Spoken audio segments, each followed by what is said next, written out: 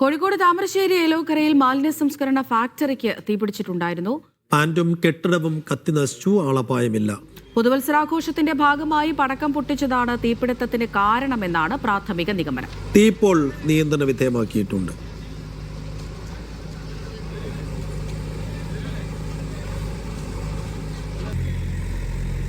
ഒരു 3 മണിയോടുകൂടി ഹൈവേയിൽ കൂടി പോകുന്ന ആളുകൾ അവരുടെ പുതുവർഷ ആഘോഷത്തിൻ്റെ ഭാഗമായിട്ടുള്ള പടക്കം പൊട്ടിച്ചതാണ് ഇതിന് കാരണമെന്ന് പ്രതീക്ഷിക്കുന്നു.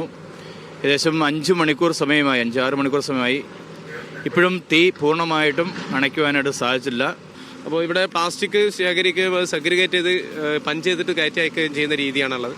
അപ്പോൾ പ്ലാസ്റ്റിക് ആയതുകൊണ്ട് തന്നെ വളരെ പെട്ടെന്ന് സ്പ്രെഡായി നമ്മൾ 5 യൂണിറ്റുകൾ ഒരേ സമയം കണ്ടിന്യൂസ് ആയിട്ട് ഈ 5 മണിക്കൂറോളം വർക്ക് ചെയ്തിട്ടാണ് പൂർണ്ണമായും തീ നിയന്ത്രണ വിധേയമാക്കിയിട്ടുള്ളത്. തൊട്ടടുത്തുള്ള ബിൽഡിങ്ങുകളിലേക്ക് തീ പടരുന്നത് തടയാനായി എന്നുള്ളത് ഒരു ആശ്വാസകരമാണ്. അതോടൊപ്പം തൊട്ടടുത്ത് ജലലഭ്യത കുറവുള്ളത് നമ്മുടെ തീ അണക്കുന്നതിന് കുറച്ചെങ്കിലും ഡിലേ ആക്കിയിട്ടുണ്ട്.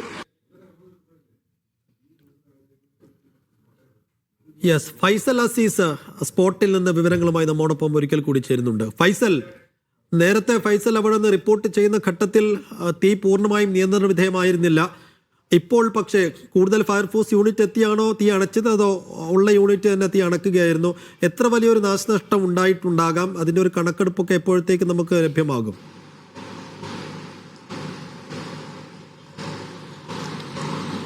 സൈഫുദ്ദീൻ, അമൃത, ഏതായാലും തീ ഇപ്പോൾ പൂർണ്ണമായും നിയന്ത്രണ വിധേയമായിട്ടുണ്ട് എന്ന് തന്നെയാണ് ഫയർഫോഴ്സ് ഉദ്യോഗസ്ഥർ വ്യക്തമാക്കുന്നത്. മാത്രമല്ല, തീ അപ്പുറത്തേക്ക് കെട്ടിടങ്ങളിലേക്ക് അല്ലെങ്കിൽ തീ കൂടുതൽ പടർന്നു പിടിക്കാനുള്ള സാഹചര്യങ്ങൾ സാധ്യതയുള്ള കാര്യങ്ങളൊക്കെ തന്നെയും അവർ തടഞ്ഞിട്ടുണ്ട്.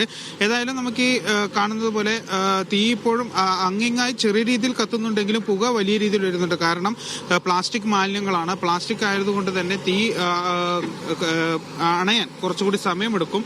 അതുകൊണ്ട് തന്നെ തീ പൂർണ്ണമായും അണക്കാനായിട്ടുണ്ട് എന്നത് തന്നെ ഏറ്റവും പ്രധാനപ്പെട്ട ഒരു കാര്യം തന്നെയാണ്. ഈ 3 നില കെട്ടിടമാണ് ഈ പ്രധാനമായും കത്തി അമർന്നത്. ഇതാണ് ഓഫീസ് എന്ന് പറയുന്നത്.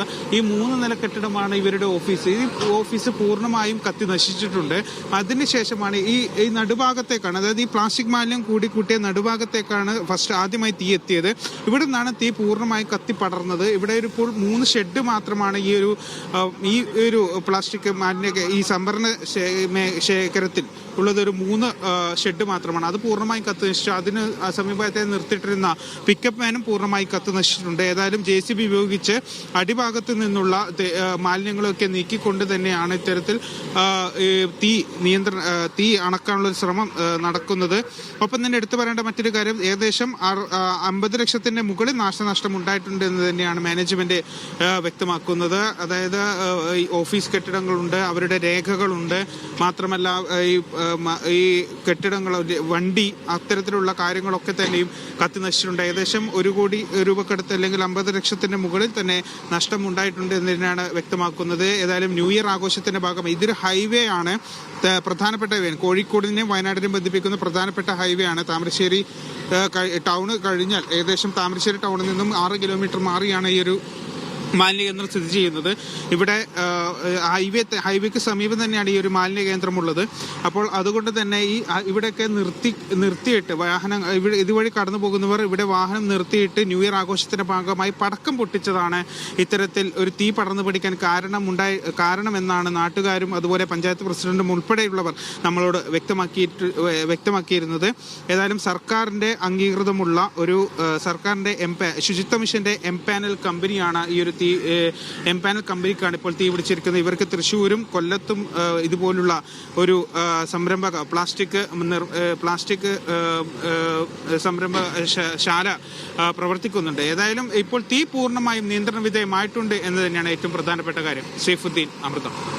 ശരി, ഏതായാലും ഇപ്പോൾ തീ നിയന്ത്രണ വിധേയമാക്കാൻ കഴിഞ്ഞിട്ടുണ്ട്. ഏതായാലും നാശനഷ്ടങ്ങളൊക്കെ തന്നെ കണക്കുകൂട്ടേണ്ടതുണ്ട്. ഫൈസൽ അസീസാണ് വിവരങ്ങൾ നൽകിയത്.